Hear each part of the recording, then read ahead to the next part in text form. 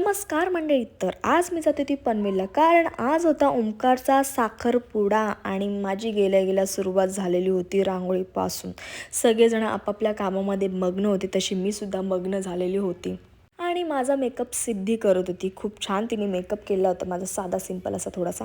आणि मी कशी दिसते मला कमेंटमध्ये नक्की नक्की सांगा. आणि साखरपुड्याची तयारी केलेली होती टेरेस, आणि ही सगळी तयारी केली होती घरातल्याच मुलांनी. खूप छान अशी तयारी केली होती. आणि आमची नवरीसुद्धा आलेली होती. खूप सुंदर अशी होती ती. आणि तिची पहिली ओटी भरून घेतली, कारण तिला ती ओटीची साडी नेसायची होती साखरपुड्यासाठी. आणि त्या साडीमध्ये सुद्धा ती खूप सुंदर अशी होती. त्यानंतर प्रत्येकजण परत आपापल्या कामात थोडाफार मग्न झालेला होता. आणि ह्या दोघांची काहीतरी अशी एंट्री होणार होती, आम्हाला माहीतसुद्धा नव्हतं. खूप जास्त खुश होते दोघंजणं. आणि आम्हीसुद्धा त्यांच्या साखरपुड्यामध्ये खूप जास्त एन्जॉय केलेला होता. आणि सगळेजण त्यांचे फोटो व्हिडिओ काढत होते प्रत्येकजण, आणि मी सुद्धा त्याच्यामध्ये होतेच.